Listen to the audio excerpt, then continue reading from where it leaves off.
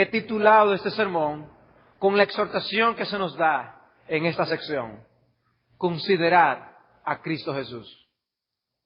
Yo quiero que ustedes consideren a Cristo Jesús, como el autor quería que esos creyentes consideraran a Cristo Jesús. Y Él da razones de por qué nosotros debemos considerar a Cristo Jesús. De manera que yo creo que tú, mi amado hermano, mi amada hermana, tú necesitas escuchar la exhortación a considerar a Cristo Jesús.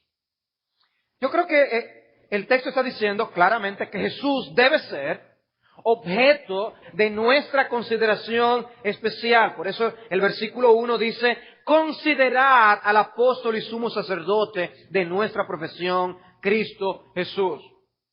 Ese es el centro de este pasaje que estamos estudiando aquí. Él es el Salvador perfecto de nuestra profesión de fe. Y por eso debemos considerarle a Él. Y Él es fiel.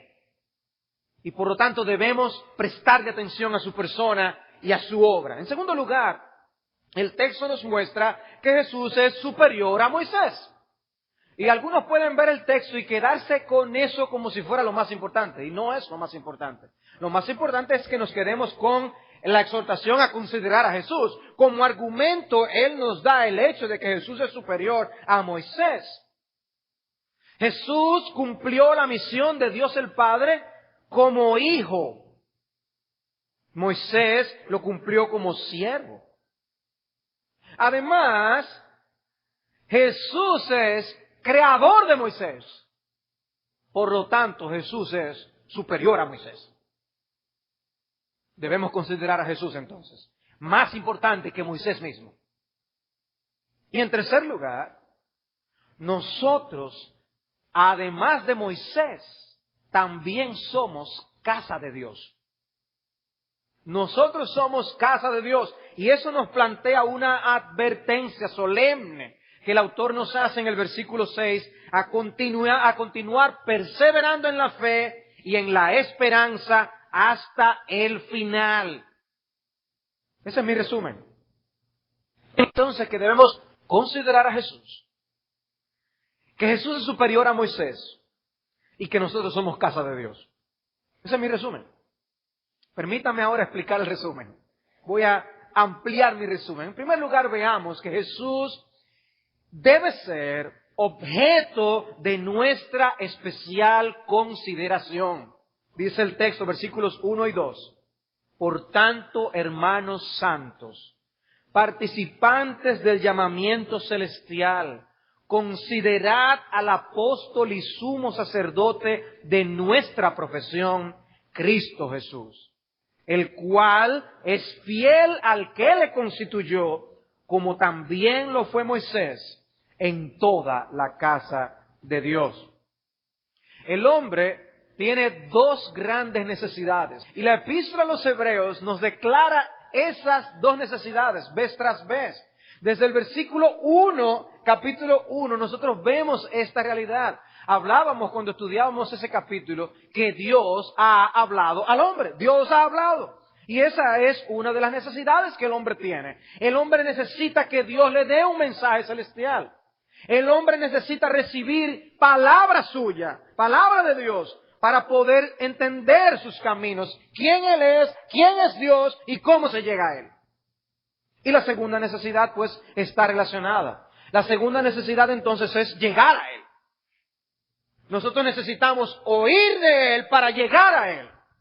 Necesitamos a Dios para llegar a Dios. Por eso el capítulo 1 dice, en estos postreros días nos ha hablado por el Hijo. Jesús, Él nos ha hablado, Dios nos ha hablado, Jesús nos habla. Es un mensaje que necesitamos, es una necesidad que tenemos de escuchar el mensaje de Dios. ¿Y para qué? Allí mismo en ese capítulo 1 estudiábamos que Jesús hizo expiación por nuestros pecados. Nuestros pecados han hecho ¿qué? Separación entre nosotros y Dios. Dice la palabra de Dios que Dios es muy limpio de ojos para ver el pecado. Que Dios es tan y tan y tan santo que Él no comparte con el pecado. Y por eso es que el infierno es separación total de Dios. Por eso la obra que Dios ha hecho de salvación es tan grande que ahora nosotros podemos acercarnos a Dios.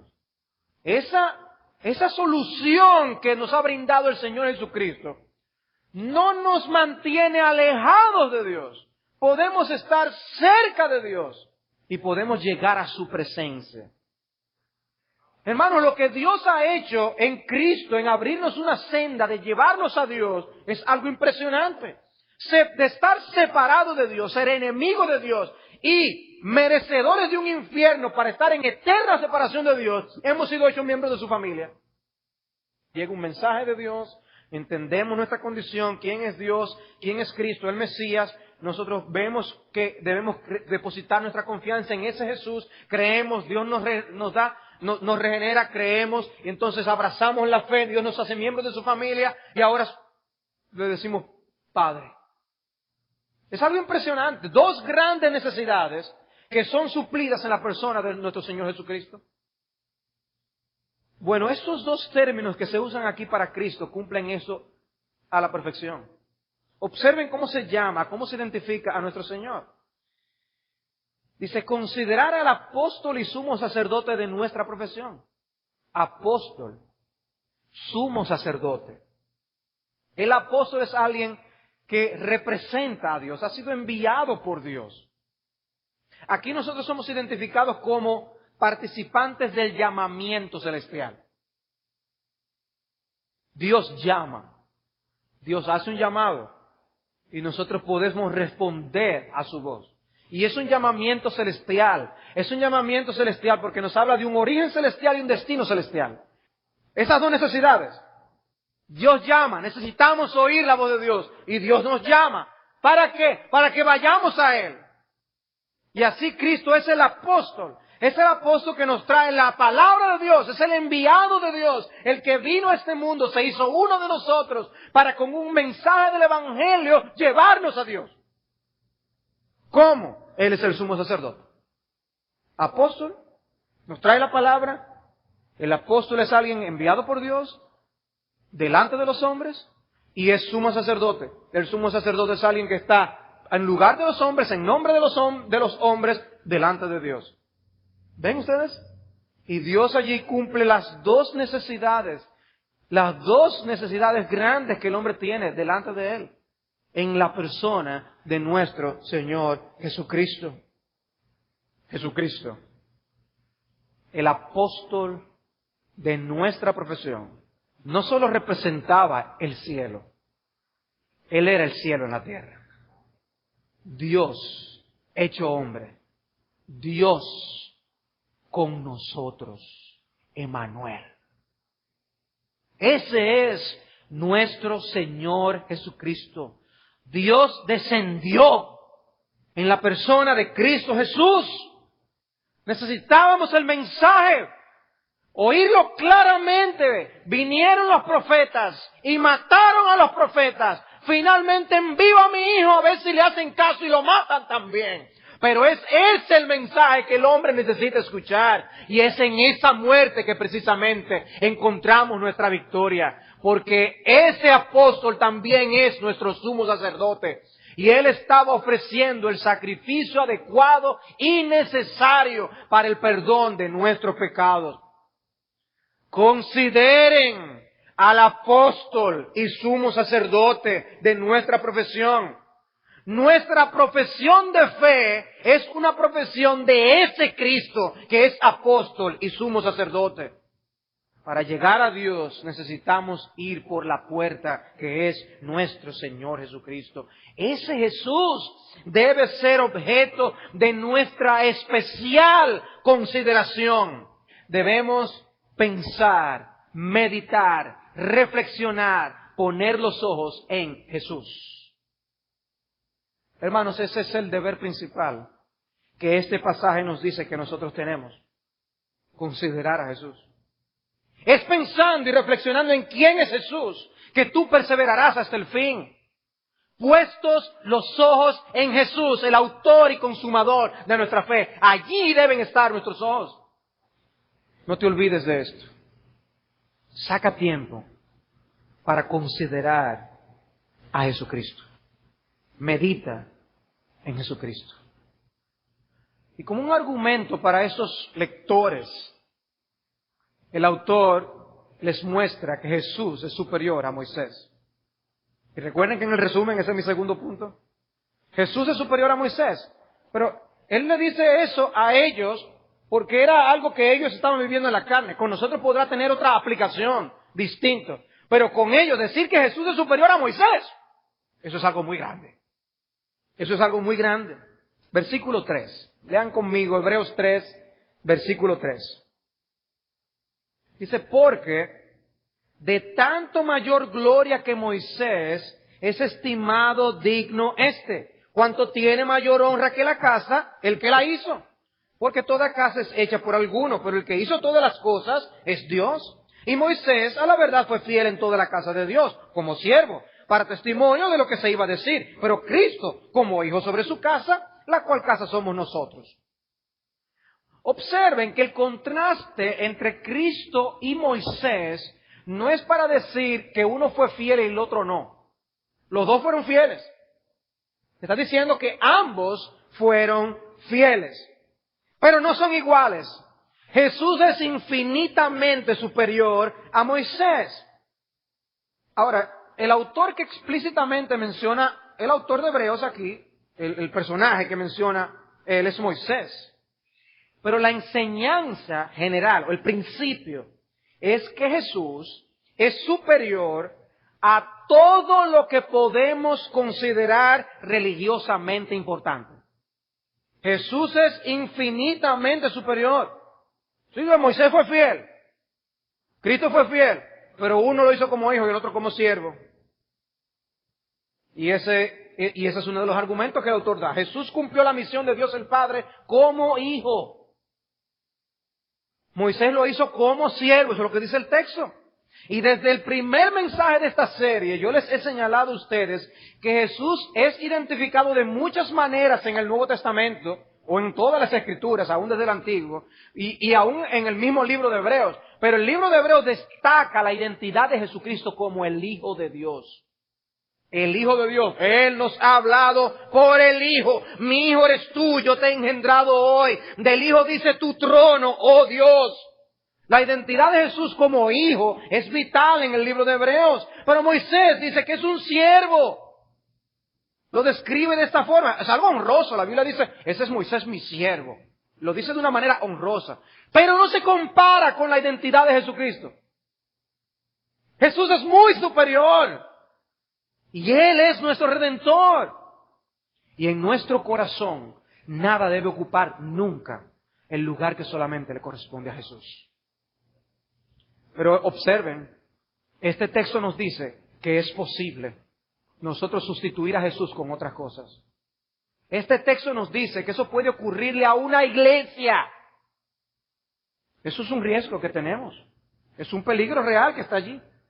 Pero el argumento más grandioso que da el autor aquí es que él dice que Jesús es el creador mismo de Moisés. Él es el creador. Dice, toda casa es hecha por alguno. Toda casa es hecha por alguno, eso es verdad. Nadie duda de eso. Ahora, la siguiente declaración es la poderosa. El constructor de todas las cosas es Dios. El constructor de todas las cosas es Dios. El texto está diciendo que Dios hizo la casa de Dios. Que Moisés, que es miembro de esa casa, parte de esa casa, fue hecho por Dios mismo. Jesús es creador de Moisés. Jesús es identificado en el versículo 3 como el constructor de la casa que tiene más honra que la casa misma. El constructor es más grande que el edificio. Es más importante que el edificio. En este caso, no solo Moisés, no solo la iglesia, todo el universo, lo espiritual y lo material, fue creado por Dios. Y Jesucristo es el creador. Ahora, dígame quién es más grande ahora. Eso es lo que está diciendo el autor. Dígame quién es más grande. Jesús es más grande, Jesús lo hizo todo. Amado hermano, amada hermana, no hay nada más que buscar fuera de Jesucristo. Ese es el punto. En En Él. Él estamos completos. Ese es el mensaje del Nuevo Testamento. Por eso Cristo decía en Juan 5, no penséis que yo voy a acusaros delante del Padre. Hay quien os acusa a Moisés, en quien tenéis vuestra esperanza. Porque si creyeseis a Moisés, me creeríais a mí, porque de mí escribió él. O cuando él le decía, no, vuestros padres vivieron de la roca espiritual. Esa roca espiritual es Cristo. Quien le dio agua a ustedes fue Cristo. Allí en el desierto fue Jesús. Y hablando del pan, dice, de cierto os digo, no os dio Moisés el pan del cielo, mas mi Padre os da el verdadero pan del cielo, porque el pan de Dios es aquel que descendió del cielo y da vida al mundo. Y le dijeron, Señor, danos siempre este pan. Jesús le dijo, yo soy el pan de vida. El que crea, el que viene a mí nunca tendrá hambre, el que en mí cree no tendrá sed jamás. Ese es nuestro Señor, ese es nuestro Salvador. Entonces, en mi resumen, ¿qué hemos visto? En mi resumen hemos visto el llamado a considerar a Jesús. Hemos visto la superioridad de Jesús sobre Moisés, que se traduce en nosotros en superioridad sobre cualquier cosa que pueda ocupar el lugar de Cristo. Y en tercer lugar, hay una advertencia para la casa de Dios. Versículo 6. Dice, pero Cristo como hijo sobre su casa, la cual casa somos nosotros, si retenemos firme hasta el fin la confianza y el gloriarnos en la esperanza. Observen en primer lugar sobre este texto nuestra identidad como casa de Dios. Nuestra identidad como casa de Dios. Dice la cual casa somos nosotros. Primera de Pedro 2:5 dice que nosotros somos piedras vivas de un edificio de Dios donde Cristo es la piedra principal. Efesios 2:19 dice que ya no somos extranjeros ni advenedizos, sino miembros de la familia de Dios. Efesios 2:21 dice, en quien todo el edificio bien coordinado va creciendo para ser un templo santo en el Señor. ¿Quién? La iglesia. Un templo santo en el Señor. Gálatas 6:10 habla de los de la familia de la fe. Literalmente, los de la casa de la fe. ¿Quiénes somos? Nosotros los creyentes. Solo los que se aferran a Cristo y al Evangelio tienen lugar en esa casa que es llamada la casa de Dios. Ahora, ¿el dueño de esa casa quién es? Dice, casa de Dios. El dueño de esa casa es Dios. Y hay un texto, 1 Timoteo 3, versículos 14 y 15, donde Pablo le escribe a Timoteo y le dice, yo quiero que tú sepas cómo conducirte en la casa de Dios, que es la iglesia del Dios viviente, columna y baluarte de la verdad. Esta casa es de Dios. ¿De quién es? De Dios. Por eso, ¿qué se hace en esa casa? Oh, lo que el dueño dice. Es un privilegio, pero tiene sus reglas. La siguiente pregunta es la importante. ¿Para qué se construye una casa? Para vivirla. El propósito principal por el cual se construye una casa es vivirla. El dueño construye una casa para vivirla. ¿Cuál es la relación aquí? ¿Para qué Dios está levantando el edificio de la iglesia? Dios está levantando esta casa espiritual para vivirla. Dios ha prometido su presencia con su pueblo. La promesa de Dios en el nuevo pacto es que Él morará y Él habitará con su pueblo. Y oí una voz, una gran voz del cielo que decía, aquí el tabernáculo de Dios con los hombres y Él morará con ellos y ellos serán su pueblo y Dios mismo estará con ellos como su Dios. Apocalipsis 21:3. La promesa en el reino de los cielos es que Dios morará, habitará con su pueblo. Dios vendrá a habitar en su casa que es la iglesia. Por eso en Juan 14:17 Cristo dice, viene el Espíritu, porque le conocéis, porque mora con vosotros y estará en vosotros. La realidad de la presencia del Espíritu, que somos templo del Espíritu. Y así dice en 2 Corintios 6:16, ¿qué acuerdo hay entre el templo de Dios y los ídolos? Porque vosotros sois el templo del Dios viviente. Vosotros sois el templo del Dios viviente. Hermanos, somos el templo del Dios viviente, donde Dios ha decidido venir y a habitar en medio de nosotros. Hermanos, cuántas implicaciones que no vienen al caso ahora, que no tengo el tiempo para ampliar, pero oh, qué bendita doctrina de la presencia de Dios con su pueblo. Y dice entonces, Sois templo del Dios viviente, como Dios dijo: habitaré y andaré entre ellos y seré su Dios y ellos serán mi pueblo. 2 Corintios 6:16. ¿Y qué promesa es esa? La promesa del nuevo pacto. ¿Qué se cumple en el nuevo pacto? Con la muerte de Cristo que queda sellada con su sangre. Que ahora Dios va a ser nuestro Dios, nosotros seremos su pueblo y que Él vendrá y habitará con nosotros. Dice, habitaré y andaré entre ellos. Andaré y habitaré entre ellos. Dios está en su iglesia. Dios ha decidido dejar su presencia ya con nosotros eternamente y para siempre. Por eso es que Cristo promete: y yo estoy con vosotros todos los días hasta el fin del mundo. ¡Wow! ¡Qué promesa! ¡Qué implicación! Y aquí yo quiero citar al autor Richard Phillips comentando este pasaje. Él dice: vemos que la iglesia no es una institución humana, sino un edificio divino que Dios erige y en el cual Dios habita. Ser parte de la iglesia es tener raíces históricas con el pueblo de Dios y conexión espiritual con otros ahora, en edades pasadas y con generaciones venideras. Estamos ligados familiarmente con esos hermanos. ¿Y saben por qué nosotros sembramos y le contamos a la generación venidera lo necesario? Porque ellos son la casa de Dios, la casa de Dios del futuro. Estamos unidos históricamente con el pueblo de Dios como casa de Dios. Por eso Él dice, amar a Cristo nos hace amar y servir a su iglesia y a la gente que la compone. No hay, por tanto, mayor privilegio que la membresía en la iglesia. No hay un llamado mayor para el cristiano que ofrecer sus dones y talentos, tiempo y dinero a la obra de la iglesia. El cristiano que usa toda su energía para su trabajo, que usa sus talentos únicamente para ganancia personal, que gasta todo su dinero en sí mismo, descuidando la obra de la iglesia que durará para siempre, es un tonto. Tal persona no se da cuenta que la iglesia es el cuerpo, el templo, la novia del exaltado Jesucristo, quien ahora reina desde lo alto y que pronto vendrá a gobernar la tierra para siempre. A final de cuentas, es lo que Cristo está haciendo por medio de la iglesia lo que más importa, lo que brillará más en gloria y lo que más habrá valido la pena de ofrendar nuestras propias vidas. ¡Wow! Por tanto, el cristiano que no está involucrado en un ministerio de la iglesia, que no ora regularmente por la labor de la iglesia, que está tomando de la iglesia, pero no está dando a la iglesia, debería preguntarse a sí mismo si realmente ha entendido de lo que se trata la vida y si está viviendo para las cosas de la eternidad. Oh, que Dios grabe en nuestro corazón el amor por la iglesia como Cristo ama a su iglesia. La cual casa somos nosotros. Tú eres parte de esa historia. ¿Cómo estamos desempeñando nuestro papel? Ahora bien, el texto tiene una frase final que llama a algunos a dudas, a perplejidad.